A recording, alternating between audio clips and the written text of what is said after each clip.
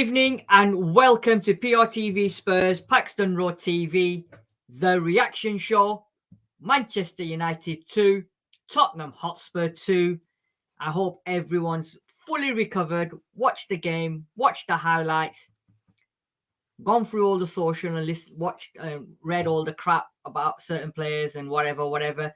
Now we've all got it, had a night's sleep, we're here and we're going to discuss what happened yesterday.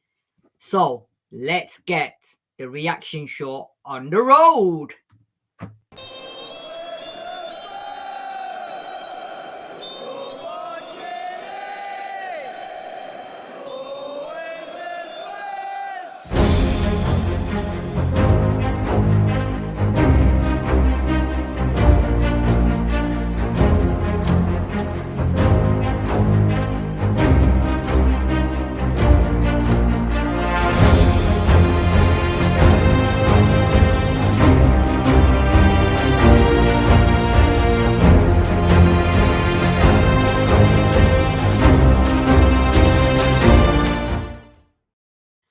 Welcome and let's get the reaction show straight onto the road with, I've got the full team today. Introducing Sam, Spurs for Life. Good evening. Introducing Sean, Hurl, Paxton Road. Good evening. And Darius, 3K. Good evening, gentlemen. How are we? Have we had a good night's sleep and got all our thoughts together and we're raring to go?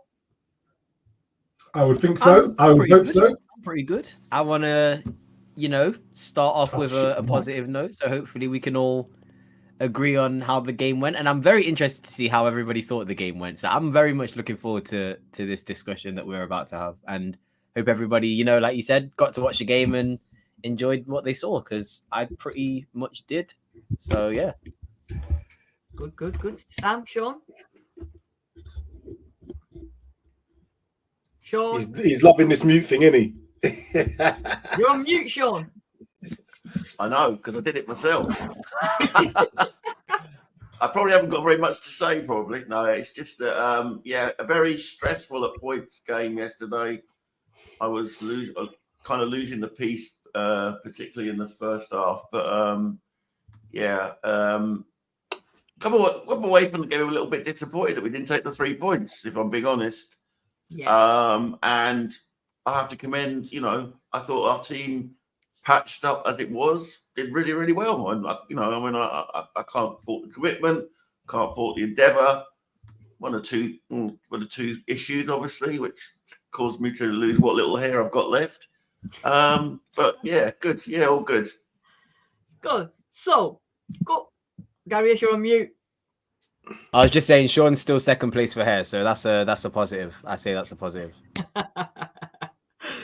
Right, so we've done the preview show on Friday and we sort of discussed everything, and we said we've got a woeful record at Old Trafford. And it probably, I didn't know this, but it would have been the first time in about 60, 70 years we would have done the double over Man United had we had won. So that just proves how much they've got Tottenham Hotspur in their pocket, no matter what. And going into the game, Sam, Sean, we've done it, and we did say that we were positive we should win that game. Even when the teams came out yesterday and you looked at Man United and you probably thought to yourself, do you know what, we've got this in the bag. But as we'll discuss, Tottenham Hotspur at Old Trafford is not always an easy game, no matter what. And within the first 5 minutes, we sort of thought, or was it? What was the words on text? Wow. That's all that went around, didn't it? So, quick thoughts prior to the game. Obviously, what was your mood? What was your thinking? And then we'll discuss what actually happened in the game. Starting with you, Darius. Prior to the game, then what was your mood? What was your thinking? I wouldn't even say I was quietly confident. I was quite openly confident, I would say, about how we would approach the game, how we would, set up players. I think, going and seeing how, the media like to, I almost think they enjoy seeing us, squander at who's going to potentially start and who's fit. And the fact that this has happened now multiple times where players have been out or meant to be out for long periods of time and have returned, almost halfway through their supposed recovery period.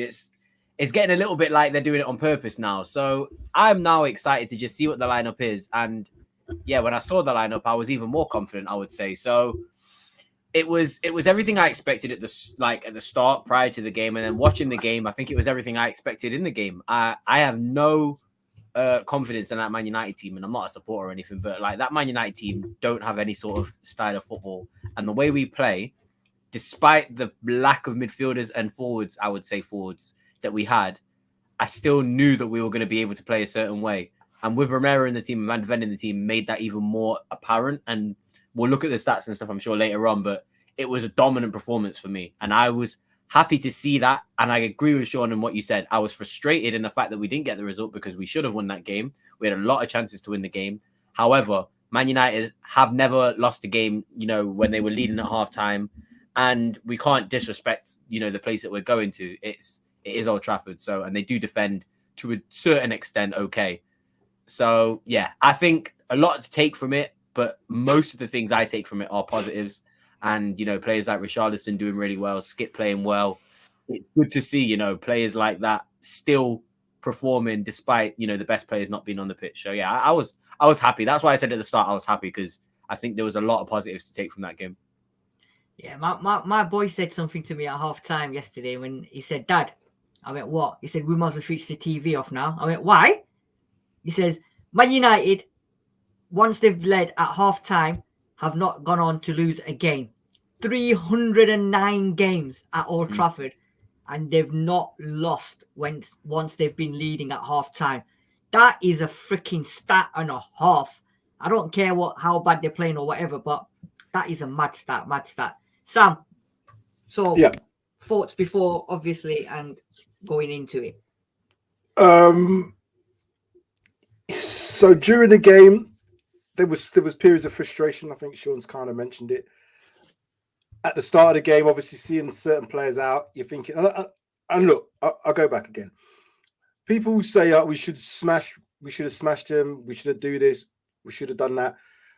The record that we did, and we showed it on the previous show, wasn't good. So I thought it was always going to be a tough game, regardless of whatever Manchester United team turned up.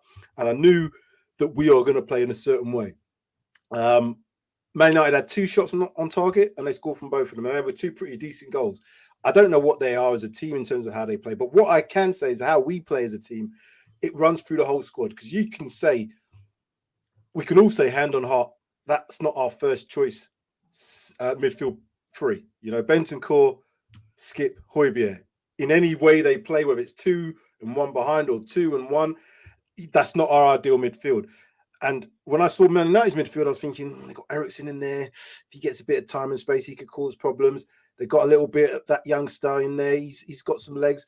But I never thought that Man United were going to run the show. If we'd have done the show yesterday, I would have been disappointed. But I look back and I think, you know what? With that team that we put out yesterday, and with all the problems that Andin said post-game, that's a fucking good result. Considering we don't win at Old Trafford, really, and we don't win at bloody White Hart Lane, the Tottenham Stadium, against Man United. So all in all, to take 4 points off Man United over 2 games, I think that's good. Okay, well, I disagree with you, but we'll discuss that. No. I'm just on your final point. I disagree, but we'll look into that. Sean, your thoughts prior, and obviously. Well, like Darius, I was very confident prior to the game. I mean, I think I said that on Friday in the previous show that I thought we would win. I mean, I didn't think we'd smash them, but 2-1, I think I said.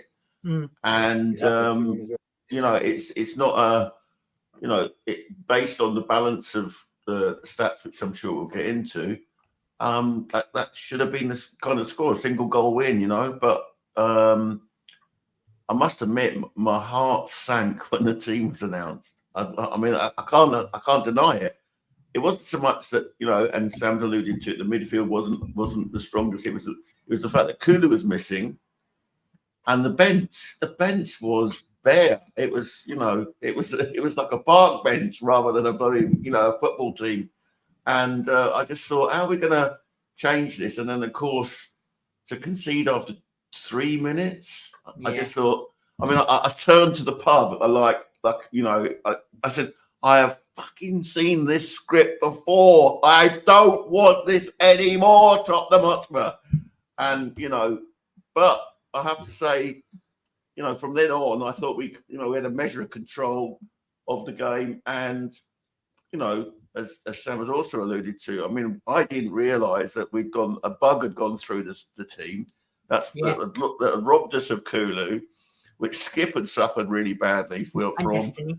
And Destiny as well. I mean, and Destiny, can I just put that up here there? He had that Garnacho in his pocket. It's like his expressions that his brother were just saying. He was walking him like a dog. He had him on a lead. What a performance by Destiny Udogie yesterday. And he wasn't great. So yeah. I mean, as I say, if you're talking prior to the game, I was confident up until I saw, the hour before, and I saw the team sheet, and I thought, and then after 3 minutes, when we were 1-0 down, I thought, oh gosh, here we go again. But it didn't prove to be. I think David says it up for majority of the fans, weren't he? Hi from Leicester was stressed during yesterday's game that after 62 years of watching Spurs for the first time, I just couldn't watch it, so I took my dog for a walk. Got back to find out it ended 2-2. It probably was one of them games, weren't it? Very, very frustrating. And like you said, Sean, we've read the script before. We've been there, done it, won the t-shirt, got it, rinsed it, and then got rid of it and bought a new one, and then it's happening all over again. So let's have a look at the actual stats then from yesterday's game. So here we go.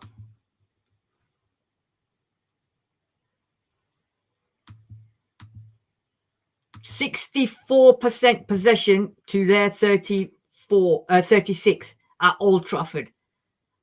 That's very good for an away team to go to Old Trafford and have almost double the possession Man United had. Although, I don't know if anyone wants to correct me or not, but although a lot of teams this season have gone to Old Trafford and have had a lot of joy, and I'm not talking big clubs, I'm looking at other clubs as well that have actually gone there and done a job of Man United. But for what we had out, and I think we was expecting a lot of possession anyway, but Darius, do you think there would have been more? Oh, sorry. All I was going to say about the possession thing is, again, Man United let us have the ball. They didn't press us. Yeah. They pressed us in parts, but they knew from the start of the game that wasn't they. Okay, take it. For the first 5 minutes, they got their goal. Really then didn't they even look like they had a plan. They didn't have a plan. Yeah, they got their goal, and it was like, oh shit, we scored first. Let's kind of make up what we're going to do next. They let us have the ball at the back. So that possession stats, yeah, it's kind of maybe a little bit obscure in terms of where the possession was. What we have to talk about is in the final third. That's really what we have to talk about. Yeah. Well, I don't. You know what? I don't even think it's obscure. I think I expect Tottenham to sort of just hold on to the ball and be patient with their build up and build up, a high percentage tally like that. I'm not surprised by that. And the way that Man U played again, as soon as Man U won the ball, we were pressing them and winning the ball back and then just slowly trying to build the play up. So again, the way Tottenham play and the way Man United played, that doesn't actually surprise me, to be fair. I thought it could have been more at some stage of the game. In terms of an old Man United team, in terms of Man United and even home teams in general, you'd expect Man United to have more possession than us based on the fact. And that's historical. But this Man United team are nowhere near good enough. And so they can't control the ball. They don't have a plan. So I'd always expect us, regardless if it's home or away, it probably would have been a similar sort of stats at home in terms of that possession. But again, I'm not saying not to get caught up on it, but if you look where we had the ball, we had a lot of that ball at the back. And they play a lot around. And so it kind of just makes it look a little better. But again, the whole important part is the scoreline. And absolutely. The final third. 9 shots Manchester United had. We had 16 shots, of which they only had 2 on target, and they scored from a pair of them. We had 6 on target. So again, going to Old Trafford, Sean, having 16 shots, of which 6 are on target, with what we had out as well, pretty good, right? I mean, it was phenomenal. I mean, after, once we'd gone behind, as I said, we exerted control of the game. We were causing them problems, it seemed, through the middle. And, Werner was like, he was playing really, really well in the first half. I thought he had he had his chances, and six shots on target. We only scored from 2 of them. It just goes to show just exactly how dominant we were. You can't, you've got to create the chances. You just got to take them, and we only took 2 instead of out of our 6. But I'm more than happy with that. I hope it's a sign of things to come. But you think about it. I mean, we have 5 starters missing from that team yesterday. No Son, no Maddison, no Basuma, no Sarr, No Kulu. no Kulu. They would get into, if you wanted to have a combined 11, they would get into that combined 11. All those 5 players. Yeah. And look at the in terms of possession, shots, and shots on target that we managed to pull out of that. A stricken team. Look, I mean, I just refer you to our bench: 2 goalkeepers, 3 youngsters. Only Emerson Royal and Hill maybe who were considered senior players. Yeah. It's not, it was a Herculean task, and they really rose to it. All right, we've got 71.4% tackles, 54.5 in Spurs. Big chances. To be fair, there's only 1 big chance each, and both the clubs missed their big chances. 237 passes, 76%. We had almost 500 at 90% accuracy, which is fantastic. Absolutely fantastic. Look at the success rate of our passes as well. 90%. That is incredible. As an away team. How do they calculate big chances? Is it 1-on-1 with keepers or no defenders in the way? How is the stat? Do you know what? I don't know, but if you actually look at, I'll try and find out. Give me a second. Yeah, I think if depending on how they do that, I thought we missed more big chances than that, in my opinion. But they might not be classified as big chances because you might not be in 1-on-1 with a keeper. It might be defenders. I don't know, but that's what we need to talk about. The final. Yeah, I think. I'm thinking big chances. I'm thinking the one they're referring to, could it be the Rashford one where he obviously should have shot first time, but then he eventually shot and then I think he went wide. But I'm thinking of our big chance. Did we have a big chance? I can't even remember. Well, Romero's header off the bar. That's got to be a big chance to me. That's not a big chance though, is it? No. Okay, so it says here, a big chance is defined by Opta as a situation where a player should reasonably be expected to score, usually in a 1-on-1 scenario or from very close range.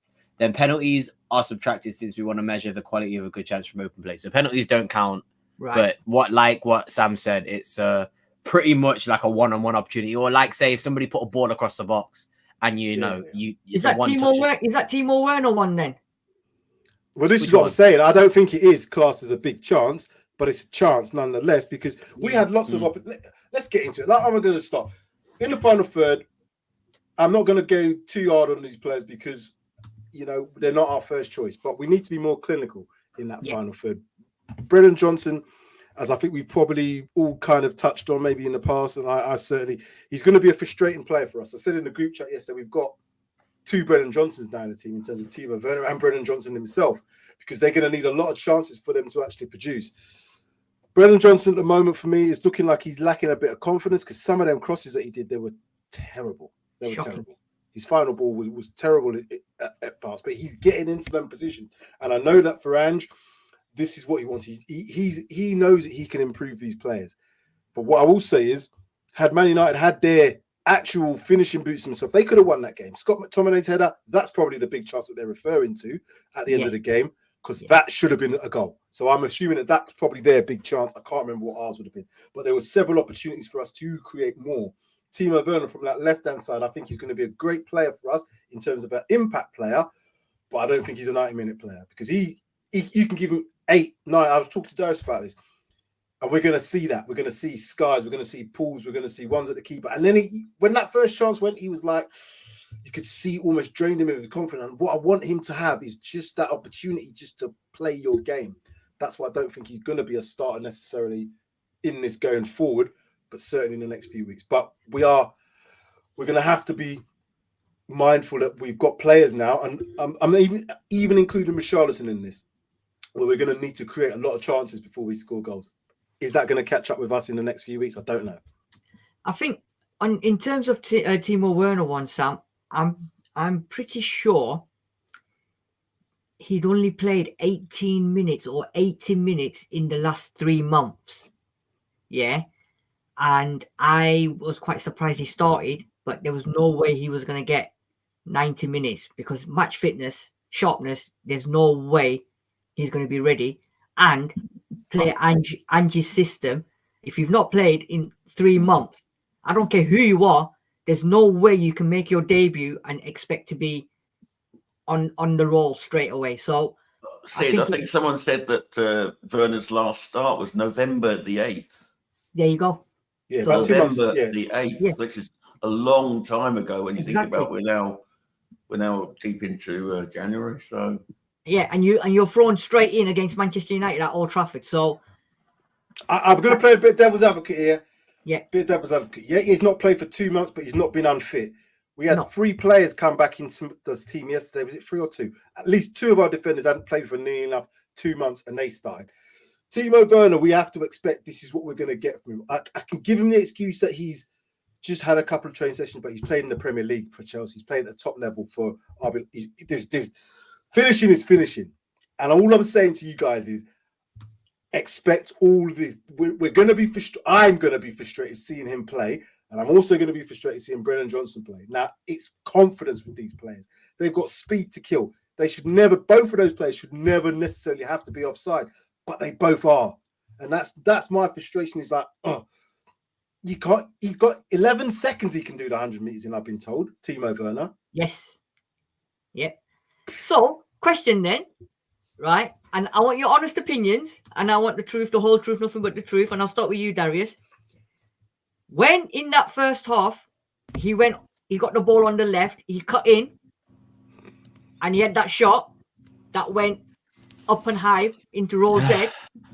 What was your initial thought? I wasn't expecting it to rattle the top corner. Let's just say that, hey? Timo Werner proved to me, and why I think Timo Werner had not a great, amazing, outstanding performance. He had a good debut, good performance, was because the things that I expect Timo Werner to do well, he did well. And the things that I expect Timo Werner not to do well, he didn't do well.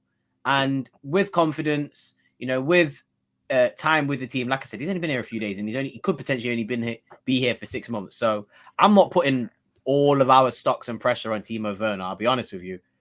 100%. What I want to see from Timo Werner, like you said, is a little bit more confidence. However, it's going to be hard to do that when, the likes of players like Timo Werner need 5 chances to score. So we as a fan base have to just accept that this is what he's going to do. And if I actually look at, the pressing that he did in the game, he's a lot more efficient with his pressing than Richarlison and Brennan Johnson. He will cut off angles from a fullback so that they can't really make a good pass, and that the ball does get turned over a lot more times than I expected. If you look at, and I think I use this stat a lot only to kind of compare sort of pressing, but there's passes per defensive action, which is a stat that's used.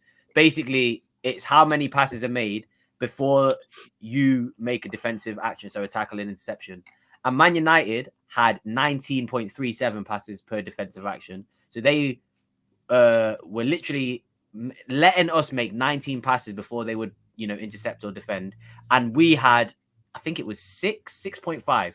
So we were really on it. We weren't letting Man U really build up any play. We were pressing them from high. And I think that shows in the stats, and it showed in the game as well. So it's just going to take time. And I don't think guys are going to really get too much out of Timo Werner. If we get 5 goals out of him, I'll be happy with that. I'll be honest with you. And I think he would, like I said this to you, Sam. I thought he'll get a lot more assists than he will do goals in this team, because he got an assist yesterday. His He role actually is got to an just assist. bomb, defend, bomb, press, and pass into the middle. Just cut a 6-yard pass and you're good. So I'm not going to get onto Timo Werner. I think, like you said, we need to have conversations about Brennan Johnson. Again, it's his first season. I'm not going to get onto him too much, but the price tag and the expectation, he has been in the Premier League and he did do well last season. Let's not pretend he didn't.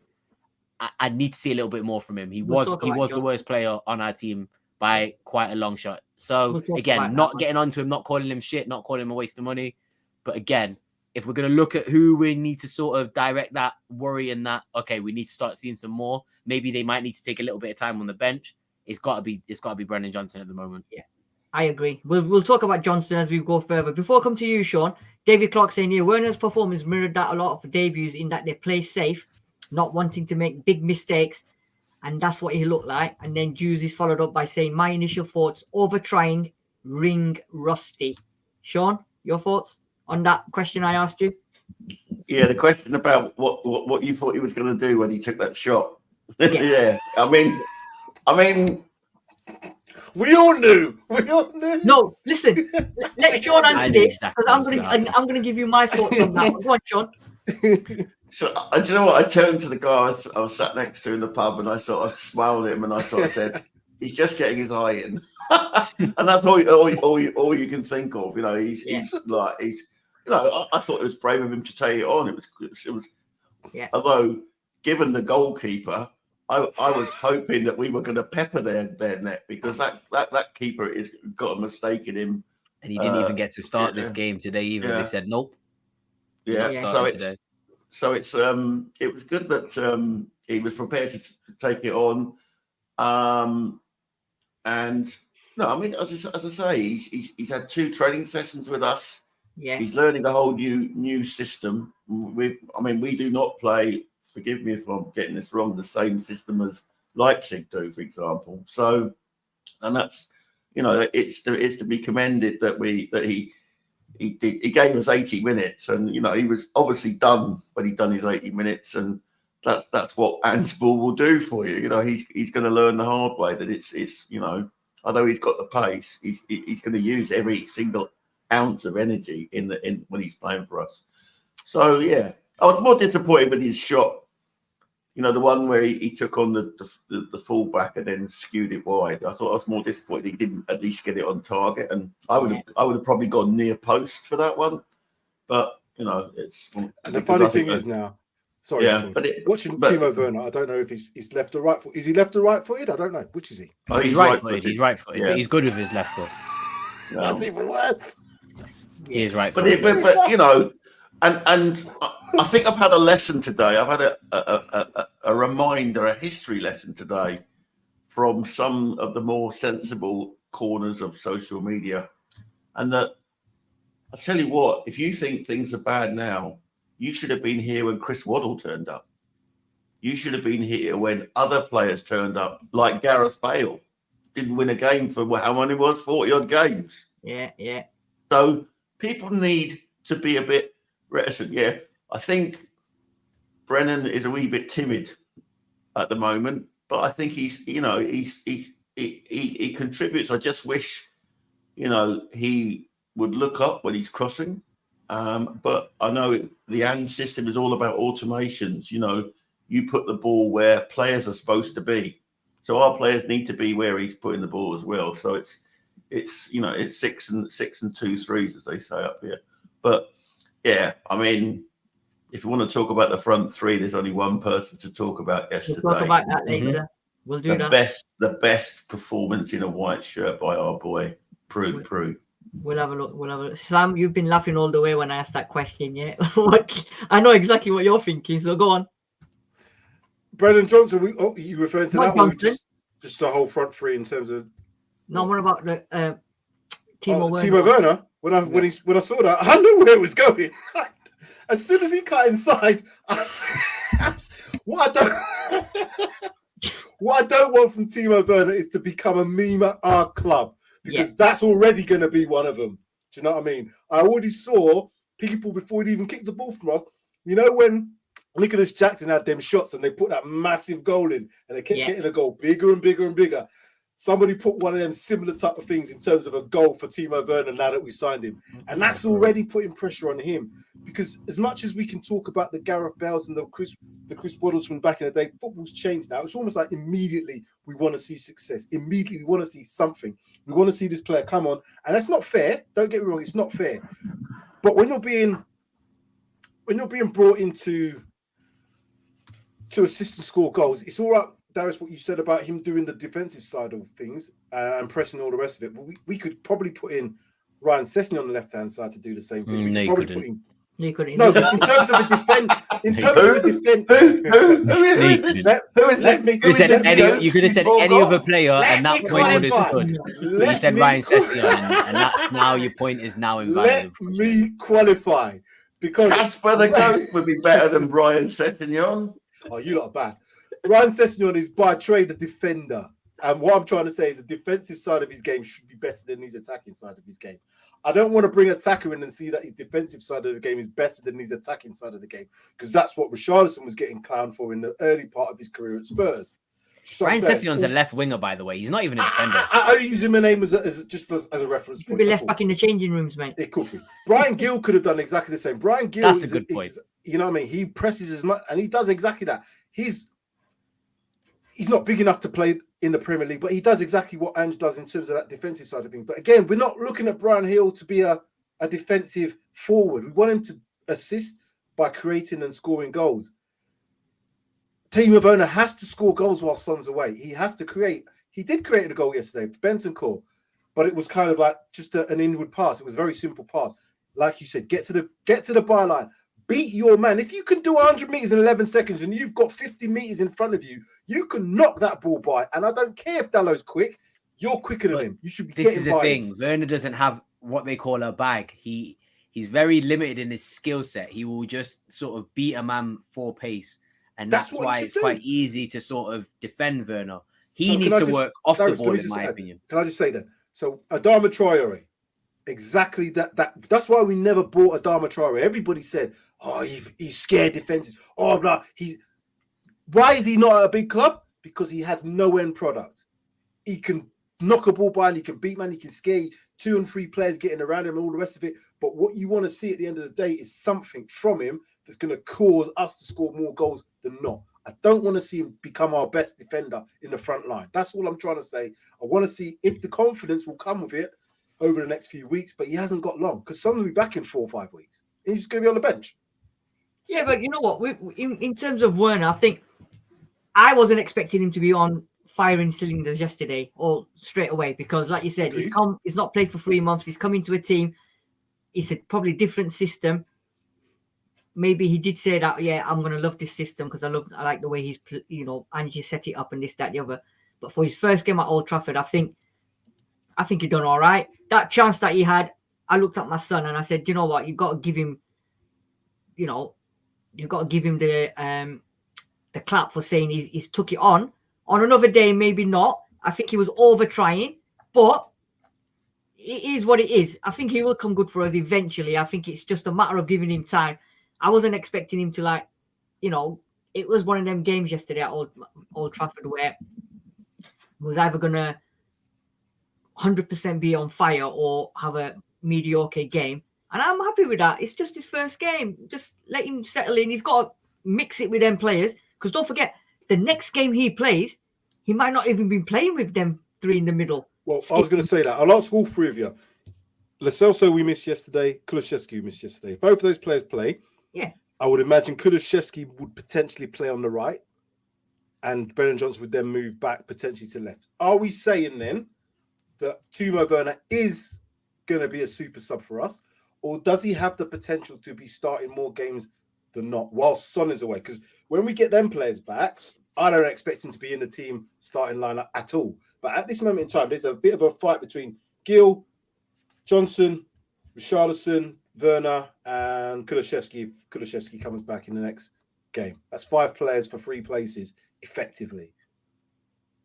I don't know if Timo Werner gets in that first 3, in my opinion.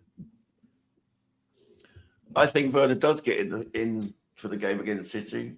I think so. I think so because he's the only facsimile we've got of someone like Son. Yeah. And we know what Son does against Manchester City.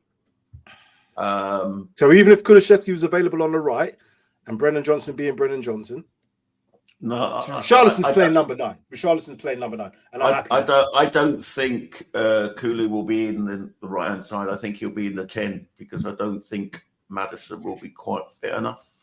Lo Celso? Lo Celso. Lo Celso is not going to be fit either. We don't know yet.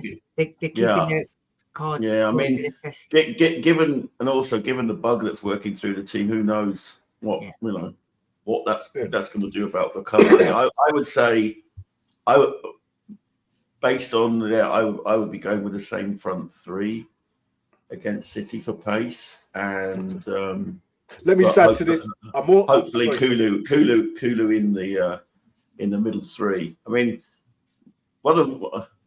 can we also have kudos to the pass for Werner's drag ship? That was some pass, a ping of a pass. So it was. He doesn't get enough flowers, and I'm here to defend my boy. So yeah, but yeah, I think it'll be the same front three. I just think there'll be changes in midfield, Sam. I'm more frustrated with Brennan Johnson than I'm with Timo Werner. Let me just put that out. I just wanted to say that about Timo because of what I know that we're gonna be frustrated.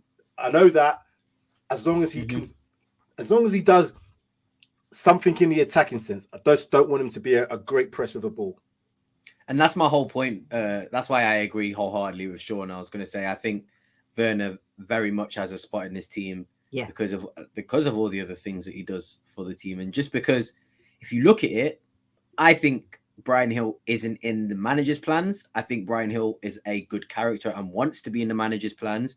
But I don't see Ange Postecoglou really wanting to start him, similar to kind of Eric Dyer. And I think come summer in 6 months' time, when he's not playing as much games as he thinks, I think he'll also make a decision on his own career to move on. So I don't think Brian Hill's above him in the pecking order, which leaves you then with Kulu, Maddison, playing it easy for me. I'm not going to be rushing Maddison back into the team if I've got Kulu who can play in that role. So for me, that already takes out two of those options that you mentioned. And then it leaves you with Johnson, who's out of form, I would say. And then who else did you mention in that choice? Richarlison, who's going to play up front. So for me, there you go. He starts. He has to start. And that's just working it out by how I think the manager's going to think, because yeah, Lo Celso's out for a while. I think he's out for a month, isn't he? Well, let's call it an Ange month, which could be 2 weeks. But yeah, he's out for a while. And I think Kulu's position is now going to be more solidified as a backup to Maddison if he can't play, / maybe join him and play him together. Or, like you said, if Brennan Johnson's not in form, he can just chuck him on the right. So yeah, well, Werner's going to be starting. I think it was be starting the next game. He might start the City game. Okay. I think so. I definitely think he does. That's all well and good. And I'm sorry, this is my last point on it. It's all well and good about the Kulusevski thing. Kulusevski was giving us more in terms of goal output and goal creation, in terms of assists on that right or left hand side sometimes, than he would do as a number 10. Now, if you're in that number 10, number 8 Maddison role, you are more of a creator as opposed to a goal scorer. The only goal scorer currently that we can almost rely on is Richarlison. Son's not here. What I'm saying is, if the front three has two players in there that are not really going to score many goals, I think you have to. I just think Werner should be more of a sub. I personally would look to play the same front midfield three and put Kulusevski back onto that right and put. So wait, who you played in midfield then for the City game? The same midfield that played possibly. I would get. I know what you're saying. Would get absolutely cooked. Did you see the way that Man City played? We need mobility. I don't think it's going to be much better leg-wise if we've got Kulusevski in there, to be honest. Come on, Sam. He runs. What, did you not see how important it was? I'm staying out now. Sam, Kulusevski. I could see how much we miss Kulusevski's work rate. I didn't say we didn't miss him, but what I'm saying and against Man City, you're looking at it from a wrong perspective. What I'm saying is, in terms of the legs in midfield, Skip can run as much as Kulusevski can. Kulusevski's not the quickest player in the world, so I don't expect him to be busting guts, breaking back to get players that are 5 yards ahead of him. That's not his game. So his game is a forward game. And if his game's a forward game and it's like having a gun with no bullets. You know what I mean? Because at the end of the day, we are creating so many chances, but we only scored 2 goals yesterday. That was pretty good in terms of that away performance, but there's going to be teams where we're going to be better defensively than Manchester United. Manchester United were terrible. Right, we'll move on. We'll move on. I've got to come in here because I can't believe, Sam, that you've said that you would start Emil Højbjerg. No, I would. The invisible number 6. Yeah, The number 6 who hides behind the depressing player. I mean, I'm astounded that you would even consider Højbjerg in that position. I've got to give him credit though. He did have a good game. I thought Højbjerg was all right, he was personally. all right. He did. I don't think. I did think he had a decent game. I think he was one of the only players who was really looking to play that ball forward in the second half and actually try to line break. Yeah, but in the first half, it was lamentable the number of times he gave the ball away. Yeah, but he was attempting to try and break those lines where we sometimes look like we're a little bit. I'm not trying to Sean. I'm not trying to say that I would think of the opponent. Think of the opponent we're playing in 2 weeks' time. But that's what I'm saying. It's all based on the think of the opponents we're playing in 2 weeks' time, and how many chances do you think we're going to create against City? We're not going to create as many as we created against Manchester United. Best defensively. Look at Newcastle. No. But they're going to have more of the ball. So we're not going to create, just by numbers, we're not going to create as many chances. So by numbers, if we don't create as many chances and we score 2 goals based on 16, I'm just doing the maths here with the players that we've got. I'm not saying that we can't win the game. I'm just saying if I'm looking at it from a logical point of view, Kulusevski being in that number 10 position in number 8 isn't effectively going to do much for me. Might do more for you guys, but it's not for me if we ain't got anybody that's putting the ball in the back of the net. You know what I'm saying? So Kulusevski, I think, being on that right-hand side has got more goal contributions in him. Brennan Johnson, put him back on that side. And then you've got a Timo Werner to bring on if you're having to chase, if you're having to go in behind, because that's his game. From the start, I know what's going to happen with him. And I am going to be he's missed that again. And then he's going to be like frustrated. Put him as a super sub, let him do his job, and then I've got no complaints if he plays for 20 minutes and does that. You're killing him. Look, David Clark said you've already killed the player after I know I've killed him because I've seen it. Yeah. I'm a football man. I know what it's about. I'm not saying he's not a good player. People are going to... Right. I'm not hating on him per se. I'm just saying, okay, that was Man United team. We should have bashed them yesterday. We're playing Man City next. We are not going to get as many chances against Manchester City. We have to be more clinical. For me, Kulusevski's more clinical than... Can you name me a performance that Johnson gave on the left-hand side where he lit the game up? Yeah, there was that one where he created the goal. Who scored the header when he crossed it in? Oh, I know which one you talk about. I think Kulusevski scored. No, was it Kulusevski? No, it was Kulusevski. Yeah, it was Kulusevski. But that's the only thing he's done on the left-hand side. The only thing he's done in all the games he's played on the left-hand side. And he, honestly, that Burnley game, I was like, for God's sake, Ange, it is as clear as night as day. Swap Kulu and Brennan to the other sides because they are doing nothing. They are doing nothing. And at least they're be on their the side that they're naturally footed. I don't want to see Brennan on the left-hand side. It's like you're giving me Davinson Sanchez left centre-back vibes here, Sam, with that even with that idea, the proposal. And we're talking about yesterday's game, not 2 weeks' time, but yeah. Right, we'll move on because obviously I disagree with Werner. I think first game he's got to get his foot into the team. He's got to learn the system. He's got to learn how to play with the rest of the players. I think he'll come good. You've got to give him a trial because I tell you why. And I agree with you what you're saying, Sean. I've seen Johnson every home game this season, and I've seen him on telly when they played away and that. I think it's a good option to have Werner to give him some competition because Johnson is still not doing it at this precise moment. Yes, he's lightweight. He's coming from remember, he was the fastest player last season, this, that, the other. And this season, I don't know, David Clark said it as well. He just seems to be lightweight, scared a little bit. Seems to don't want to go in for these tackles.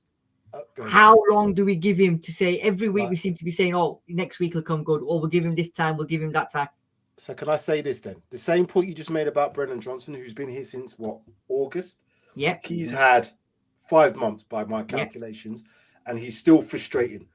Yeah. Timo Werner is only going to be with us for 6 months. How long do we give him if he's only here for 6 months? No, you can't give him 6 months. You have to say he's got what expectation did you have for Timo Werner when he came into the sub? club? I expect him to be a super sub. So, I expect him to give us 20 minutes when we need to. Potentially, teams are coming at us and they're spacing behind. perfect substitution. 20 minutes, 25 minutes, whatever. Second half. Given the fact that we've got our talisman out on an international tournament, and the fact that we have an injury crisis, he's playing now. This is his first game. I know, but the same argument you guys made about Brennan Johnson, giving him time. How much time do you give someone who's here for 6 months? Did you not see? Do you give him 6 months? Bye. Sorry, thanks for the memories. When you come to May, you give us one great game. Or this is why I asked you the question: what were your expectations? Because I wasn't expecting Werner to come in and bag 10, 15 goals. No, I was expecting him to get a couple goals and a lot of assists and contribute to the defensive side of our play, which is what he did. Which is why this is what I mean. I need to know what your expectation is, and then if it's he should have scored 15, then I'll be like, okay, fair, your point stands. But if you're not expecting him to score a lot of goals, then I don't know why. We should have really, go on. My thing is, when I saw there's a clip in the about the training stuff when Timo Werner actually arrived, and what Ange Postecoglou said. He said he's here for his career, but he's also here to help us. His career being Germany, his career being playing at the highest level for his country. Now, what I expect him to do is to just do the simple things that I know Timo Werner can do: space, knock it behind, get to the byline, maybe get a crossing. Whether he does a Johnson, it goes over all the rest of it. What I don't expect Timo Werner to do is, as you just said, Darius, to score us 10 to 15 goals. But now what I'm trying to say is, because we haven't got goal scorers per se, we're going to have to create so many more chances to score the same amount of goals that we had been doing. And we're not going to get away with that against the better teams. Manchester United, as I said, are shockingly bad. They are bad. I think Kulusevski gives us more goal output. And I think Brennan Johnson, whether he plays on the right or the left now, is going to be frustrating. I'd rather see him just play on the left, Kulusevski on the right. Then we've got Timo Werner to bring on. And even then, if we've got Lo Celso back, I'd probably put Lo Celso in there. So, again, I'm just going to play that devil's advocate and just say, okay, I think we're going to give him no chance. Yeah. But I ain't giving him that many chances because he's only here for a little while. Listen, at the end of the day, Postecoglou, it's a good job you're not going to be manager then, isn't it? Because Postecoglou's got him for a reason, right? He could have gone and bought other players. He could have gone.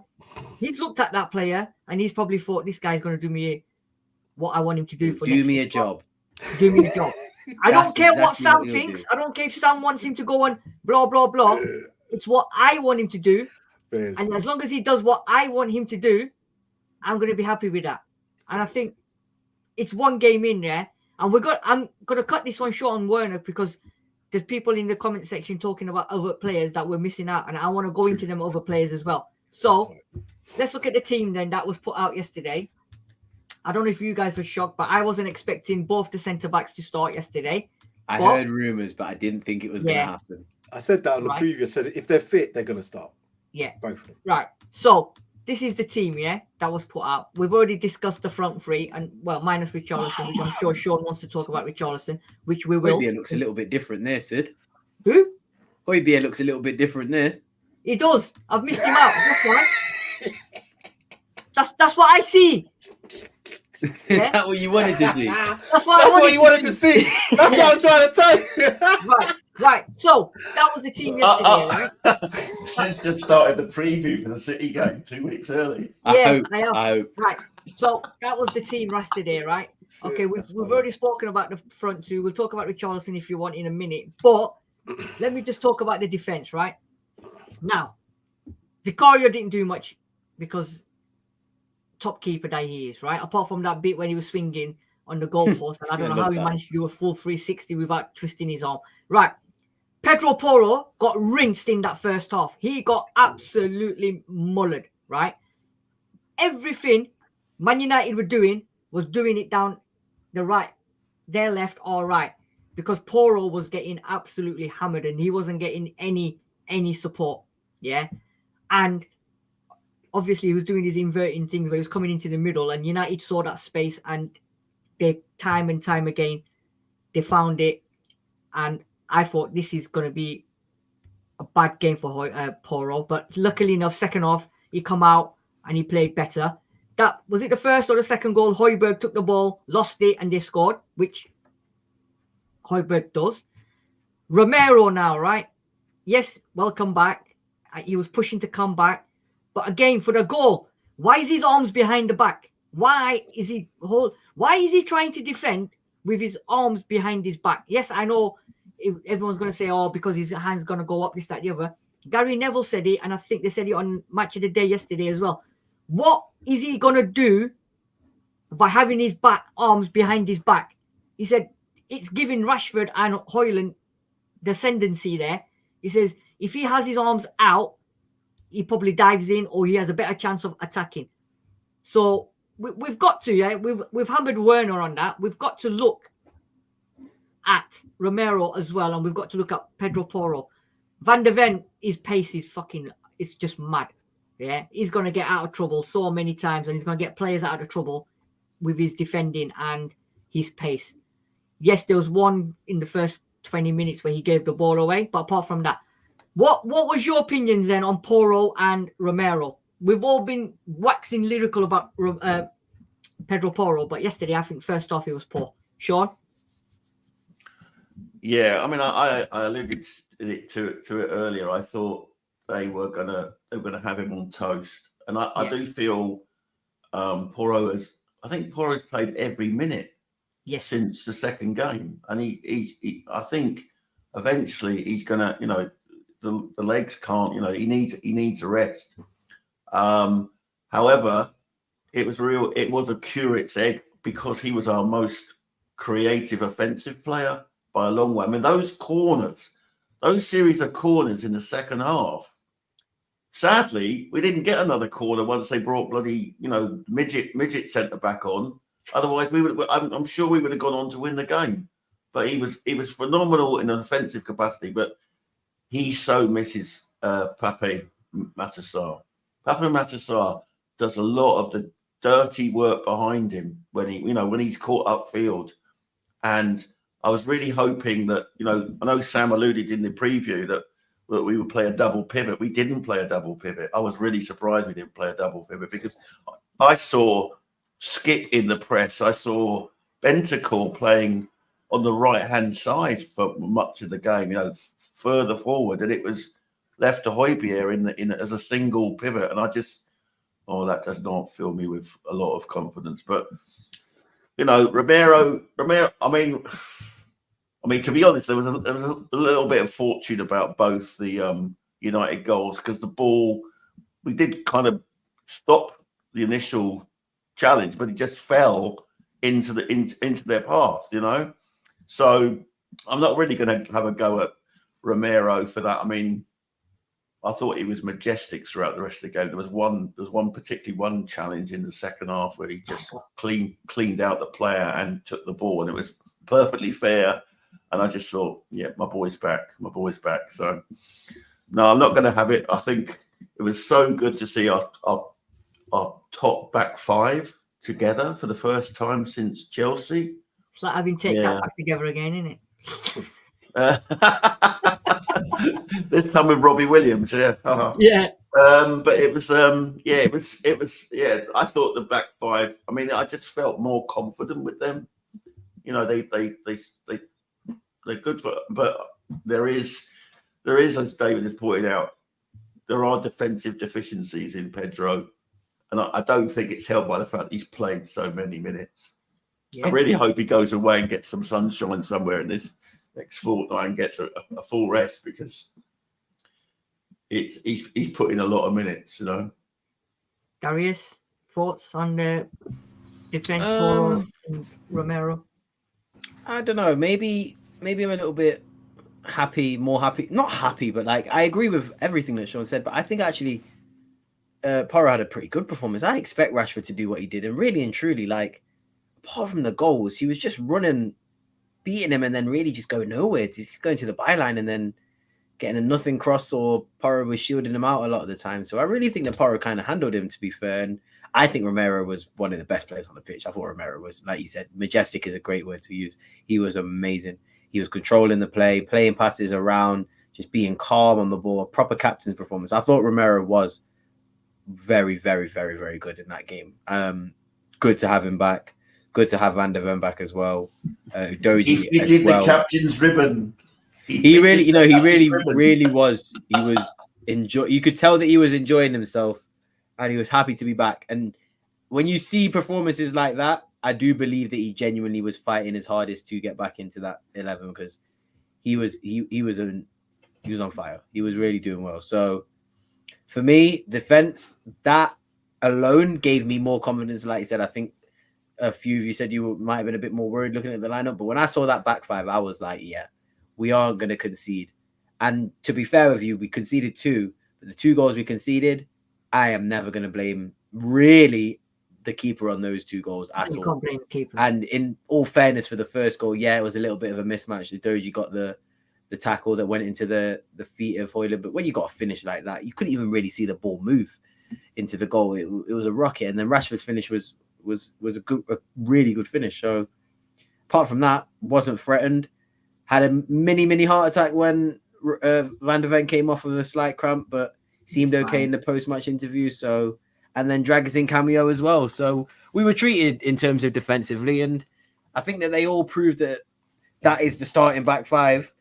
And unless they're injured, I don't think it's going to really change at all. And I don't really see how we could actually think about putting anybody else in that back five at the moment ahead of them. So, yeah, I hope we just sort of ease the minutes back for what's his name, Van der Ven, because, yeah, that hamstring might be a little bit, tendency to go again. I have a feeling maybe. Sam?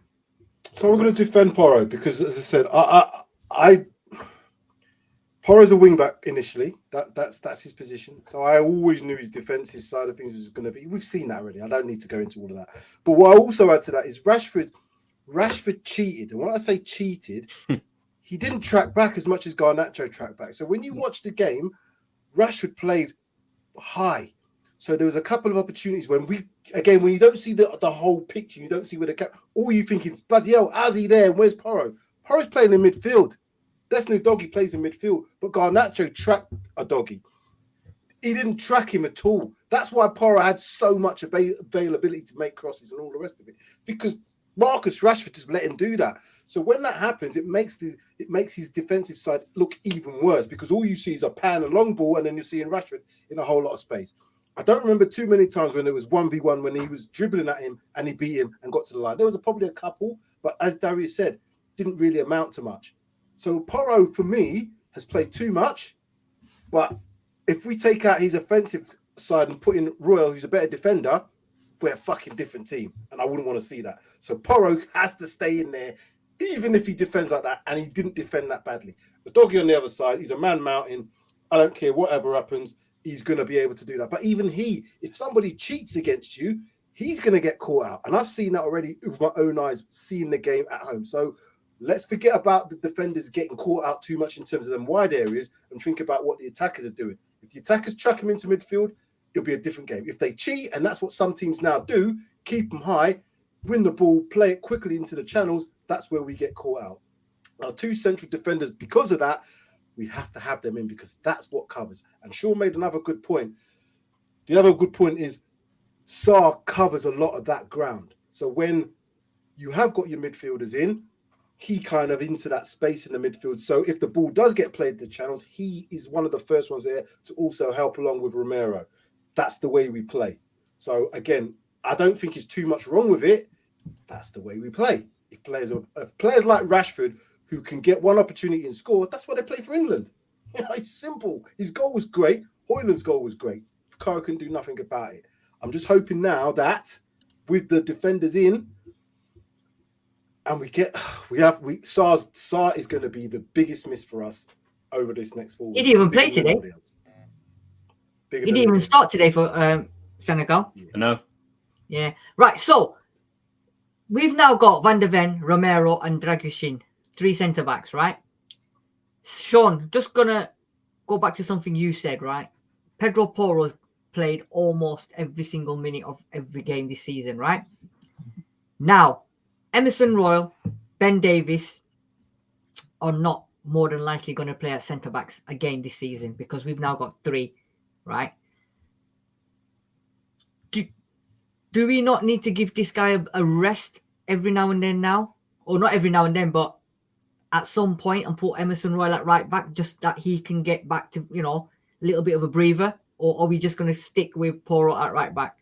Because Well, obviously, answer the question. What do you want? What do you want? A defensive team that can defend better, but Yeah. we will lose everything going forward. We lose the free kicks, the corners, everything. So I know that I don't want Ben. What's his name there at all? No, Only unless Poro has to have, because he literally says, "Boss, I can't run no more." That's the only time I want to see it. yeah, That's it. yeah, Sean. Because I know you raised it, didn't you, saying that he's played every minute and that Yeah. he needs a rest and that. Well, I'm going to kind of, as is my one, row back on what I said, but I wouldn't want to change it for the Man City game. No. Yeah, no way. I'm not saying Man City game. I'm just saying in general. At some point, I do feel there is a check that the Royals should be getting up a place, and the reason I'll say that, Sam, is that if you remember, opening day of the season, we started with Royale at right wing back. Yeah. He did the role. He scored. Remember, he scored. Yeah. So I think he can play the role. He's not as he's not as creative as Poro, no doubt about it. But then it's up to other players. By then hopefully we would have Maddison back. yeah. We'll have Basuma back. We'll have but when we're coming up against teams like Brentford or Everton or whatever, I would, and Poro needs to take a break. I wouldn't have a problem about that. I particularly given the players that are coming back. I've already listed the 5 certain starters who we're currently missing. So I think I think there is a place for Royale to play that role. I don't have quite your reservations about him. He's not. He's not as good as Poro, but Poro needs a rest, man. He does need a rest. He looks. I mean, apart from his goal against Burnley, he looked really leggy in the cup tie as well. So, yeah. I would want to give the brother a break. Yeah, definitely. And I got a question for all of you as well, right? Darius, I'll start with you. I was watching the game yesterday with my son, right? And we both came to the conclusion we're playing one game a week, and our players are huffing and puffing. How many of them were knackered again yesterday? And I think we said it before as well, didn't we, Sean? It seems like we're getting a big break, a week and a half break, but the players are getting puffed out after 70, 80 minutes. And yesterday, there was a lot of them on the pitch that looked absolutely knackered. Is it because of the injuries, or is it because of the way Postecoglou set it up? I think it's a bit of both. I think when you play like Postecoglou does, look at all the tracking back that the defenders have to do. I don't think Van der Ven getting a hamstring injury is coincidental, or should I say, I don't think it's a freak accident, let's say. I think it probably is unfortunate, but I think it was probably definitely as a result of the way we play in a way, because he's sprinting back. He is making it his number one effort to get back into that position and recover. And even then he was recovering a lot in that game. And I was a bit worried just watching him if he might pull up. So I just think it's tough. Like we've got a lot of injuries, but a lot of teams have got a lot of injuries. And I'm not trying to use that as an excuse or anything. I think it's a very much a football issue as opposed to a Tottenham issue. But we do have to look at the fact that we are playing a game a week and we are still having to deal with a lot of injuries. And is that the players? Again, Lo Celso is an injury-prone player, in my opinion. Ryan Sessegnon, again, has another injury-prone player, in my opinion. These are players who I can't look at it and say this is a crisis, because these are players I expect to be injured. But, yeah, eventually Poro is going to probably pull up with something. And this is why you need to have such a deep squad. And this is why the teams like Man City, and I look at teams like Arsenal, they don't really have excuses because their squads are pretty deep, and that's how you have to be if you want to compete on all fronts. So for now, it's okay. But it just shows that we need to look at, and this is the hardest sort of market to try and find a player, is looking at a player who will be okay to maybe not have as many minutes, but also won't have that significant drop-off in quality when they are called upon in times of need. So it's either you play them equally, so Poro either loses his minutes and he plays equally with a equally good right back, or you need to try and find that, young right back who can be a little bit of an understudy, or the experienced right back who's going to maybe not play, like Perisic, he's maybe not going to play as many games. So Yeah. It just shows that we need to just still work on the squad. A lot needs to be sorted out because it's a lot of injuries. I mean, we had barely any forwards and midfielders on that pitch. You would probably, I think the forwards I would expect to see those three playing a lot of games, but the midfield, Højbjerg and Skip are pretty much fourth and fifth choice. If you look at who's going to start ahead of them, Saar, Basuma, Bentancur, Maddison, and even Kulusevski to an extent. I think that's 5 players already starting ahead of those two. So, yeah, there's issues, but it can be addressed, and it's nothing to worry about too much, should I say?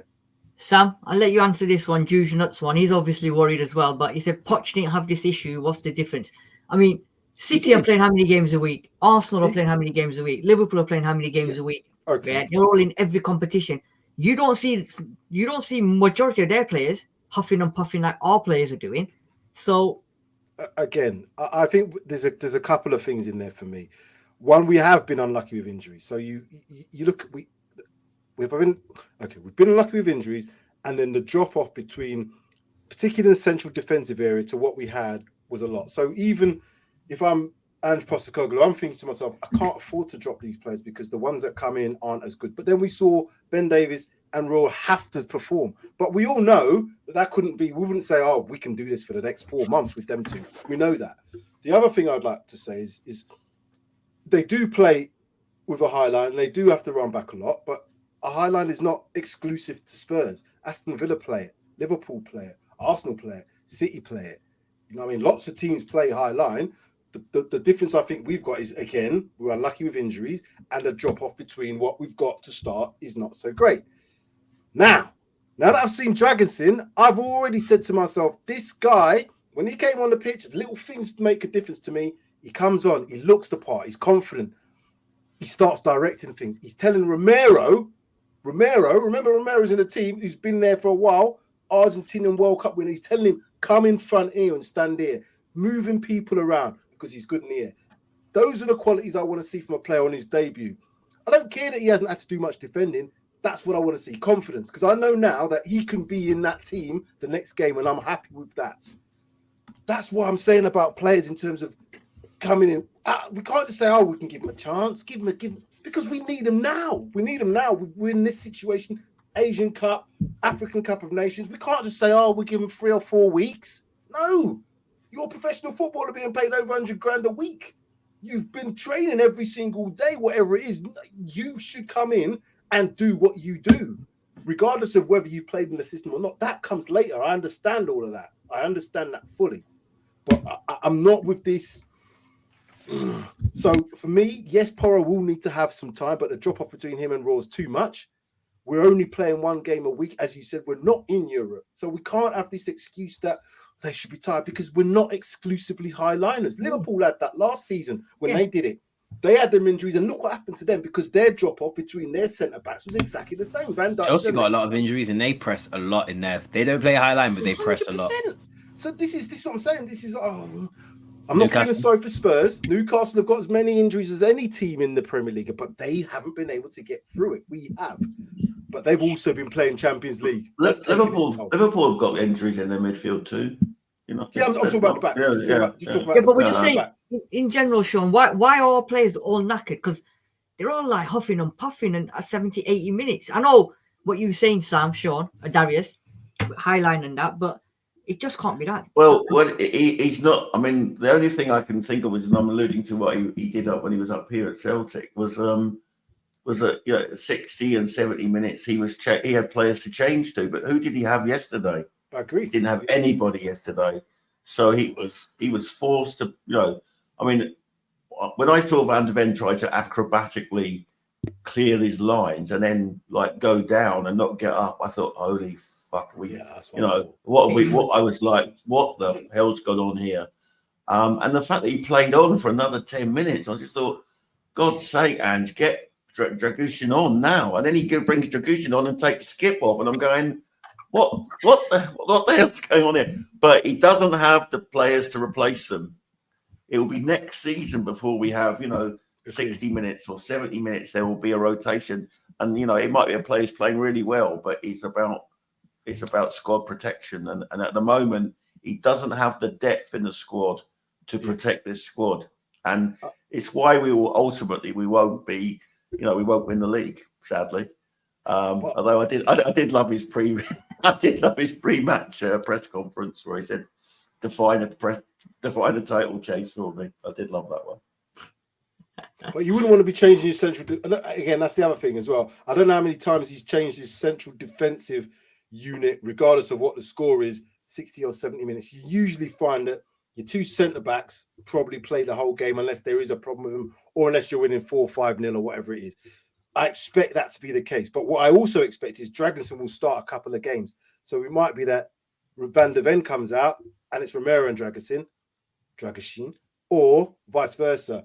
Van der Ven comes out and it's Romero, and because he played on the left-hand side. If you think about it, Romero was on and he played on the left-hand side of that back and he's right-footed, but he looked comfortable. And I know he wasn't having to do any chasing back because they didn't have much, but you've got to look at them really small details about what the player actually brings. Calm, under pressure, looks composed, can find a pass, know that he's got the speed, great in the air, and his confidence. So I'm happy now if they said, if Ange turns around tomorrow and it's whatever and he says, you know what, mate, Van der Ven, he's not quite right. I'll be like, oh, shit. Is Dragusin all right? Cool, I'm good. They gave him number 6, and I think that's in numbers and numbers and whatever, but I think that's a big sign that he ain't just going to be. I think they're gonna rotate minutes. That's a position where it's not going to be a case of he's an understudy. They will rotate minutes. And like you said, Sam, I kind of disagreed with you. There probably is room to fit one more pretty decent centre back in that rotation as well. Has to be. I think if you go 2 games a week, given the fact that Romero does get injured a lot, you're probably gonna have to have 4 pretty good quality centre backs. But we've got players like Ben Davies, who he's a bit of a hybrid, so he can play that. So he can play that centre back. We know he can play left-sided centre back for a few games, and we can even say Raw can do that. Ben Davies can also play that left all-back role because he can play in that midfield area. Would you want to rely on him to do that? Not a chance. He's not a Udogie. Would I want Raw to be playing right centre back? Not really. Right full back? Not really. But I know he can do it because the manager has instilled in these players, I believe in you. And that is what top level sports, the difference between the best ones is the mentality. He's got mentality going through this now, and that's what I'm happy to see. That's all I'm happy to see. I think the Lloyd Kelly thing is going to pick up steam. I think he's English. He's 24. Captain of Bournemouth. I think if you're gonna have to do shrewd business to get one more centre back in like that, and I think it ain't happening this window. No, not January. I'm talking about summer. I'm talking about summer for a free because his contract expires next year. I expect a much more of an Postecoglou squad than this year. He's doing. You know what? He's performed. Let's give him his flowers. He's performed miracles for us. 100%. Miracles for us. I mean, given. The bug that went through the team, to actually patch up a team. I mean, my concern is Sid quite rightly pointed to leggy players. The leggy players that worried me yesterday were Højbjerg, Skip, and Bentancur trying to get back late on in the game when United were in transition because they did look like they were last legs, So but then who could you have brought on? Who could you have brought on? This is it. Right. So, guys, hour and 15 minutes, man. Summarize then to yesterday's game. Was it 2 points dropped or was it a point gained at the final whistle? Starting with you, Sam. Initially, I was disappointed in the result, not disappointed in the performance. And then a couple hours later, I was thinking the players that played are thinking, bloody hell. And then obviously listening to what he'd said in his post-match press conference, I was like, oh, shit, I didn't know all that. I think we've touched on it. It's a brilliant performance, in my opinion, because of where it was. Not so much against that team, but at Old Trafford with our record. It's the same sort of thing with Chelsea. It doesn't matter what Chelsea team we play, it's Chelsea. And I think that's the same thing for Man United. So, again, as I sit down today, good result, keeps the unbeaten run going. That's now 4 wins and 2 draws in the last 6 games. It keeps us right in there. We've got above that 40 points, so we're not going down, people. We've got 40 points. Premiership survival. Premiership survival for another year.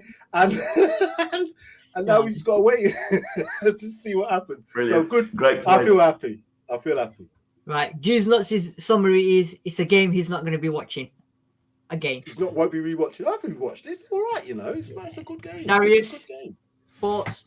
Yeah, I think it was overall the frustrating parts of the game are parts where you can look and say, you know what, with improvement, and you will see that improvement come with time, we will be a better team. And I don't think that, you know, the negatives in that Man United game are really that drastic. And I think the positives that we can look at were that we dominated them at Old Trafford. We really did dominate them. Like, they didn't even look like they were going to win, despite them having the lead twice in the game.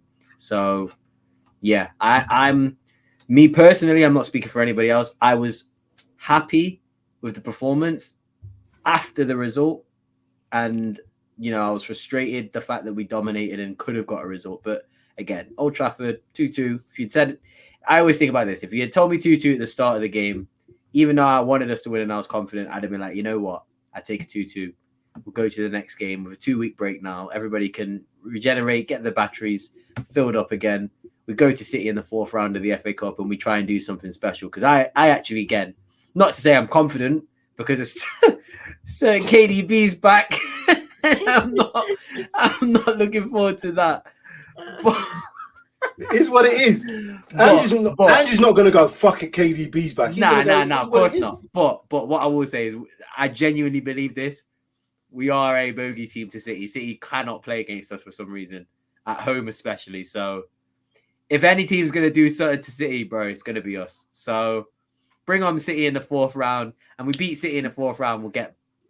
If we beat City in the 4th round, then we genuinely could beat everybody else in the rest of the cup. And there's no excuse not to win the league then. And I think that's the problem. That'll be the problem for us. That's what I'm saying. That will be like the pressure. That's what Oh yeah. But then that should heap on the pressure, because if you beat the best team not even the best team in the country, the best team in the whole fucking world, beat the best team in the world, then you can beat anybody on the day, and that's how we should approach it. So yeah, I'm just looking forward to that FA Cup game. I'm actually very much looking forward to that City game. I was much more happy than I thought when I saw that team come out of the ball. But yeah, no, it was a good performance against United. Could have got the win, but a point at Old Trafford, you're not gonna 4 points we took from them this season. Yeah. That's not bad at all. Not bad at all. Just remember that game when we went there. We thought. I remember last season when Ronaldo was there. We thought, this team is so bad. We lose to this team, and we lost to one man. Volley. So I'm saying that was a Ronaldo hat trick. We talk about the long range shot one. I'm talking about the one where he volleyed it as well. He scored 3 goals, man. 3. Sean? Yeah, I mean, I think having a day to reflect, a night to reflect on it, it was nice to come away with a point at Old Trafford. I've been there when we've played well and come away with nothing. I think we more than matched them. If anyone's licking their wounds after yesterday's Manchester United, it's not us. We performed admirably, given the fact that we had one hand tied behind our back with availability. And I'm more than happy to go on here. I'm quietly looking forward to the City game, which I will be in attendance to. And I'm hoping tickets? to. Say again? You got tickets for? Yeah. If he's got the cup scheme. Oh, I've put my card against the cup scheme. Oh, no wonder. I was going to say, how'd you get tickets for that? Oh, we'll get them. We'll still get them. Season ticket holders will get them. It's not a problem. Oh, okay. Because they're not out yet, though, are they? No. Mine are in my wallet. Yeah. Sean's in his wallet. My seat's been given to Man City. I see. Okay. So I have to now reapply for tickets on the 18th, and I'll get priority because obviously my seat is gone. Right. Because City have been given 9,000. Yeah, season tickets should, all you need to do is give them a card to debit, and they'll issue a cup, 2 or 3 cup ties. There's dates. Check the website. Check the It's Friday, isn't it? The game's on the Friday. Friday night, yeah. Friday night. I'm on holiday from the Sunday, and I'm getting down to the airport on the Saturday. So right. So my thoughts. Obviously, going into the game and the positioning and the way they were playing, the way we were playing, I was expecting Spurs to win. I wasn't expecting Spurs to batter them. I think I said 2-1 it would be.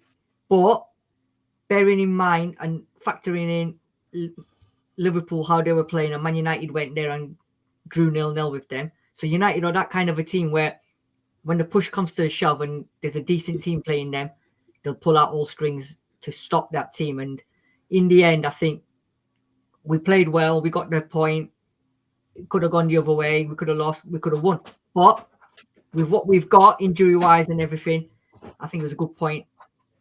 Defenders are back as well. 2 new signings as well. So I'm quite happy. And like you said, we just move on. So, good question then for everybody. And this is a yes or no answer. Do you think Maddison starts the next game? No. No. Right. He'll be on the Everybody bench. said no. Okay. No. I think he'll be on the bench. So, going after tomorrow's game, going into next week, Liverpool 45-20 games, Man City 43-20 games, Aston Villa 21-43 points, Arsenal 40 points, Tottenham 40 points of 21. So we could have gone obviously extra 2 points, so we could have been fourth, but it's still all in the running. Liverpool, Man City, and Arsenal play next week. We played a week after. So yeah. I thought Arsenal were playing Liverpool, but it's actually Crystal Palace they're playing. So Yeah, we got Palace. Crystal Palace at home. That's it. Crystal Palace in terms of at the Emirates. So yeah, so we know we're going to be fifth no matter what, because I think you know what's so funny. The FIFA the Best awards is happening right now, and they show people what what position the players voted their like award, their ceremony, their nominees. Harry Kane put Ange Postecoglou third for his best coach, and now everybody's saying he's going to be back, he's coming back. Those Tottenham fans are funny, you know. Right. So so next game we have is Manchester City, as you guys have already said. What's that next Prem game? Hold on. Sorry, guys, but our next Prem game is against Brentford. Here we go. So, you got it for us, Sid. Next up, 31st of January 2024, Tottenham versus Brentford at the Tottenham Hotspur Stadium. So next home game is Man City in the Cup, and then we've got Mr. Return of Ivan Toney. Ivan Toney is coming back. Oh, damn. This is his first game back? Yes. No, he plays It'll be his second game. Second game. Weekend. Oh, okay. What, they play this weekend? Next weekend. Yeah. Yeah, yeah. Oh, yeah. Damn. Oh. So it's a good position to be in. And I'll just wrap up by saying what Mr. Gary Neville said yesterday. And basically, when all the Tottenham players are fit and ready, he thinks Spurs are going to be giving it a good run. And he thinks they're playing better than Arsenal and Liverpool. And he thinks could end up second. He's only saying this now. It's about time. You know what I mean? I was just going to say that. Gary Neville all season. He's flip-flopped all season. He got asked at the beginning of the season. He said, "No chance, Spurs top four. No chance. They've lost Harry Kane. They've got a new manager. No chance." Even partway through, he was still saying, "No, I don't think they'll make it." And then he was loving us. Then after yesterday, he was like, because he saw. No, but Sam, even at the start, when we went on our 10-game run, he was loving us. Yes. And then when we went on our slip in November, he sort of fell off us again. He said, Tottenham, we all said when they get injured, they're going to fall off. And then they've realised that we've kept pace. We haven't actually fallen off. What he saw yesterday is that we had a substandard team that played his team off the park. That's what it was. He said that. And he had no excuse. But they're all saying that, innit? What's his name? Oh, I forgot his name. Carragher saying he wants a season ticket now because he loves Spurs. I want to go and watch Spurs. How do I get it? They're all like that. They're all probably waiting for something to happen. Like yesterday, that incident when Romero got who was it that actually decided to go head to head with Romero? And I thought, are you mad? You want to go head to head with Romero, but you got to give fair play to Romero, mate. He just looked at him and said, I'm going to eat you up and chew you out. Get out of my face. And walked away.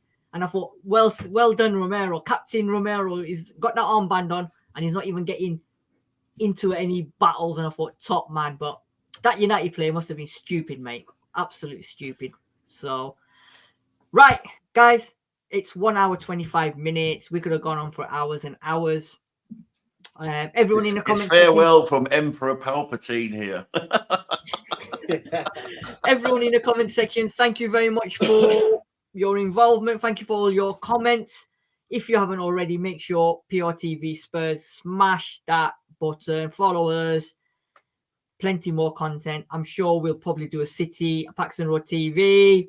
We'll probably do a Man City one because it's Man City, and I know we'll all want to. We might I might call it, please, sir, can we score 1 goal as the headline from Pep? Because he wants to score, doesn't he, at our stadium? They haven't scored yet, so let's see what happens. But yeah, we move on. You know, it was a point. We wanted 3, but we got 1. I was going to say, so the other thing I was going to say, I'll probably do talking points this week. Do you think we're going to get any more signings? Because I still think we might get 1 more signing, you know. They're still saying he wants an attacking midfielder, and yesterday as well, sort of summed it up that we need someone. Calvin Phillips apparently is not being looked at. He's not even in the mix. So, good one. But apparently we're linked with now that Gomez from Wolves. I don't know how true that is, but yeah. But I don't think we'll get any real Premiership player. I don't think we'll get any Premiership player from one of the bigger teams. I personally don't think. I can't see them doing business. So this Gallagher thing, I'd love it, but it's not going to happen. Okay. Well, maybe we'll get something for the financial fair play meltdown at Nottingham Forest. It could be right there. It could be right. Even Braithwaite at Morgan Gibbs White. Nah, you're talking. I'll take him. Put my hands up. I'll take him. Now, we won't get Gibbs White yet. I'm just looking for something that somebody put on here, and just before we go, because you just asked me about players. Where's it gone? I can't find it. Anyway, somebody put on there. Don't shoot the messenger, yeah. But somebody put on there. Would you take Jordan Henderson? Fuck off. No, okay. I said that initially. I don't even think this needs a spiel, Sam. You know. If we're saying that Højbjerg can play in our team, why can't Jordan Henderson? That's what I'm saying. I'm not saying I'd want him, but if Højbjerg is in our team, why can't we have Jordan Henderson? Because he would be no worse. It's a worse version, bro. Why the hell would we want somebody who went to Saudi? I know, but he went for the money. I don't care. He was not even doing well in Liverpool. It was Dino. So look, would you take Jordan Henderson on loan? Big game player, leadership, can control the midfield and scores. You know what? For that reason, I would say yes. If it's a loan, I wouldn't buy him. No, it's a loan. They said he can go on loan. Keep Højbjerg.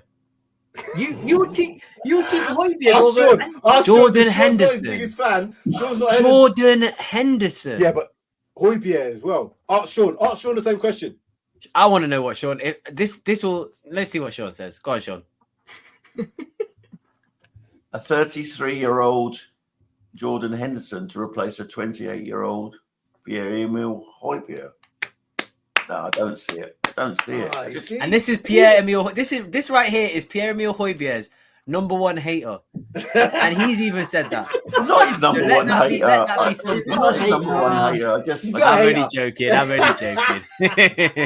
Listen, let me just put it this way: Juventus are either after Hendo or Højbjerg, right? So if they get Hendo, Højbjerg ain't going Juventus. Nah, I think Henderson's going Ajax. It looks like he might be going to Ajax. Well, it's between Ajax and Juve, isn't it? So you have to think of it as in the same business sense as we did the Timo Werner deal. The Henderson one makes sense to me. He's a winner. He's a leader. He's everything that Ange Postecoglou looks for in a player. He just doesn't have the legs anymore. But everything else, that's exactly what he wants. So again, he can come into the dress. Sam, talk yourself back. What you've just said. He hasn't got the legs. I know, but that's what I'm saying. Literally, but Timo Werner ain't got the fucking goals, and we're still giving him chances. What makes you think Ange Postecoglou wants a player who's got no legs? No. Right, okay. I should rephrase that. Højbjerg hasn't really got the legs for that role. I don't think it's too much to say that a 33-year-old Jordan Henderson could probably do the same sort of job as Højbjerg, and I think he's more got more leadership qualities because he's won stuff at Liverpool. I think he'd bring more to the dressing room than Højbjerg does at this present time. Right, I'm going to end on this final comment then. No, he was a winner, but so was Shergar. That's good. I like that one. David, he finished up in the cat food, yeah. Stuff it, David. Right, guys. Thank you very much, Sean. Thank you very much, Darius. Thank you very much, Sam. Thank you, everyone in the comment section. Hope you enjoyed the show. 1.5 hours, man. It was like watching the game yesterday. 1.5 hours. I'm off to watch the AFCON. Yeah, no VAR. Although Jews did want VAR between Sam and Sean, Sam and Darius at one point. He wanted VAR to interject and show yellow card. But it is what it is, and we won't have a replay, guys. Look, that's what Jews is saying. Hendo is worth a shot. Yeah, I'd say yeah, and it would piss Liverpool off as well. Yeah, man. It'll piss off. That will piss off Klopp. Klopp would have to fucking. You could get Ruben Neves from Saudi. I'd rather get him from Saudi or Milinkovic-Savic from Saudi. You know what? Oh yeah, but 400 grand is on something, isn't he? Jordan Henderson. Hendo stinks, man. Right, listen, guys. I wouldn't go that far. But It's not that. I was gonna say that's terrible. I don't think he's that bad. Wow. We'll leave it on that. He's not an Ange Postecoglou player. Don't even countenance the idea. Right, guys, no problem. Thank you very much for joining me tonight. We will be back in 2 weeks. I'm sure there'll be talking points in between now and Man City game. We was going to try and do one this week. Have a chat about a little bit more talk about team and that. Really, we can talk about whatever we want to. We'll just open ass. I just got him on my head. That's all. Got him on my head. That's it. Not a problem. Right, everyone, enjoy your week, enjoy your evening, enjoy the next 2 weeks until we play Man City in the Cup. And as always, come on, you Spurs! Develop